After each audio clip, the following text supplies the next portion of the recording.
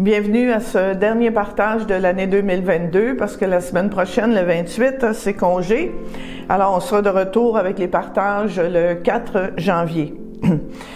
Aujourd'hui, mon partage est surtout sous forme de réflexion. Et j'ai une question à vous poser à quelques jours du 25 décembre.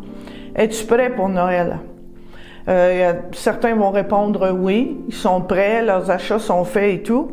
Mais il y en a plusieurs on le sait qu'on est toujours à la dernière minute, on court, c'est la course folle pour acheter les cadeaux, les derniers achats, derniers préparatifs, etc.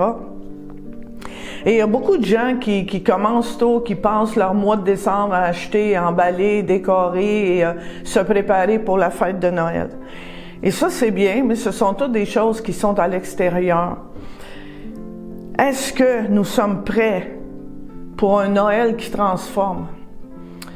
Est-ce qu'on est libre pour faire l'expérience de l'impact véritable de la naissance de Jésus dans notre vie?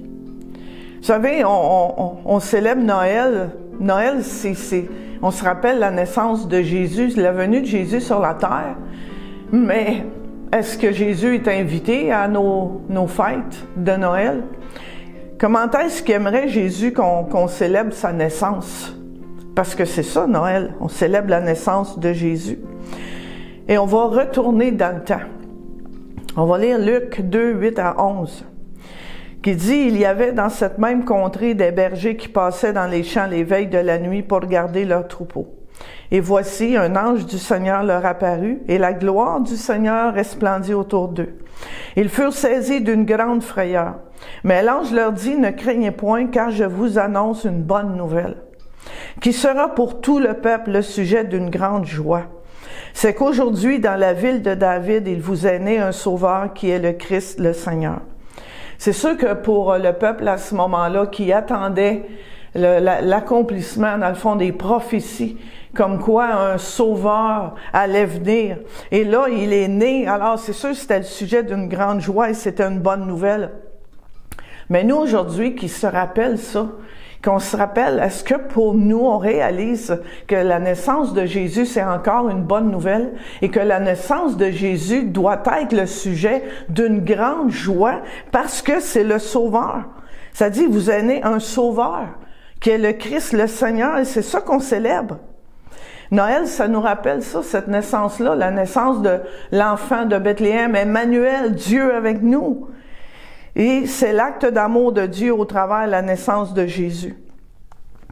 Il y a un chant, un cantique qui dit quel est l'enfant qui est né ce soir, qui change la nuit en lumière. Et c'était ça pour le peuple qui vivait dans les ténèbres. Mais Jésus est arrivé, il a changé la nuit, les ténèbres en lumière. Quel est l'enfant qui change notre vie en espoir? Et Jésus, c'est encore l'espoir de ce monde aujourd'hui. Comment est-ce qu'on en a besoin d'espérance dans ce monde où est-ce que tout est bouleversé, tout est chamboulé? Alors, comment c'est important de se rappeler? Jésus, on peut pas vivre sans espoir. Et on le voit, les gens, quand ils n'ont plus aucun espoir en rien, ils s'enlèvent la vie. On peut pas vivre sans espoir. Mais en même temps, on peut espérer des choses et être déçu. Mais avec Jésus, on peut pas être déçu. Jésus, il est fidèle. Et l'espérance qu'on a en lui change tout. Jésus, c'est un espoir et on a besoin d'un espoir qui continue à vibrer dans la souffrance. On a besoin d'un espoir qui reste ferme dans le chagrin. On a besoin d'un espoir qui ne s'effondre pas quand les gens nous brisent le cœur et qui ne chancelle pas dans la déception. C'est-à-dire que peu importe les circonstances de ma vie, j'ai un espoir. Jésus est mon espérance. Dans Ésaïe, le prophète Ésaïe 9,5 a dit « Car un enfant nous est né, un fils nous est donné, et la domination reposera sur son épaule. On l'appellera admirable, conseiller, Dieu puissant, prince éternel, prince de la paix. » Et encore là, aujourd'hui, autour de nous, tout est chaviré. Combien les gens recherchent et ont besoin de la paix. Mais Jésus, il nous dit qu'il nous donne sa paix mais en plus, il est le prince de paix.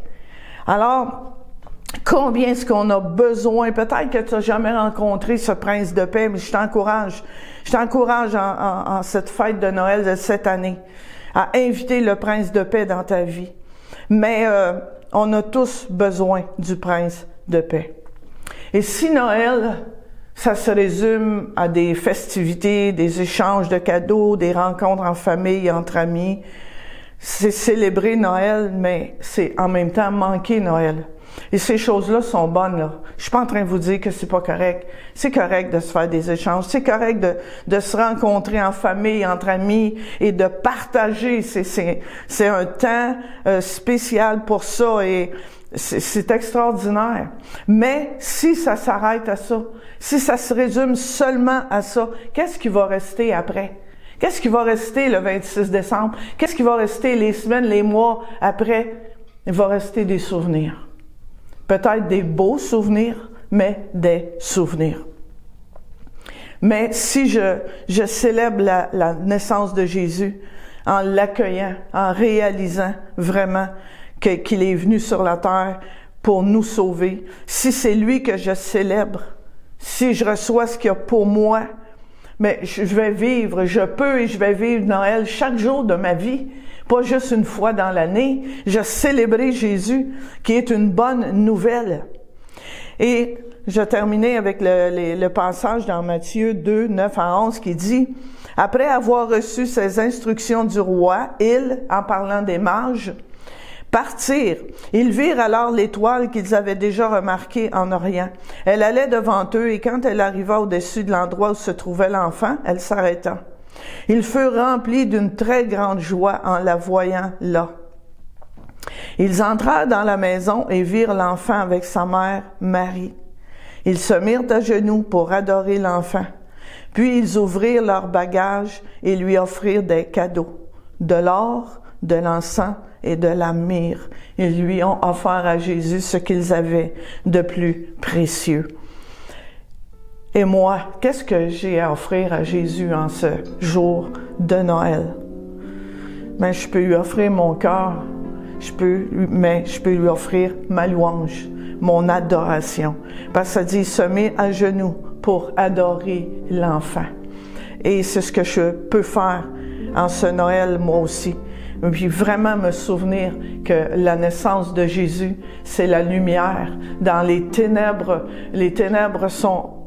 sont grandes aujourd'hui dans le monde, mais Jésus est la lumière du monde. Il est venu pour éclairer le monde et il est venu pour donner un espoir au monde. Et c'est ce que je nous encourage de célébrer cette année, en ce Noël 2022, que ce soit un Noël différent, que ce soit un Noël où est-ce qu'on se souvient vraiment et qu'on célèbre la naissance de Jésus, qu'on l'invite dans nos réceptions, parce que dans le naturel, là, dans le monde, jamais on va oser faire une fête sans inviter le fêté. Alors, je vous encourage et en terminant, j'aimerais qu'on s'unisse ensemble et on va chanter « Oh, venez, adorons-le, adorons le Seigneur ». Et sur ce, je vous souhaite un très joyeux Noël. Que Dieu vraiment remplisse votre cœur de paix, de joie et d'amour. Amen.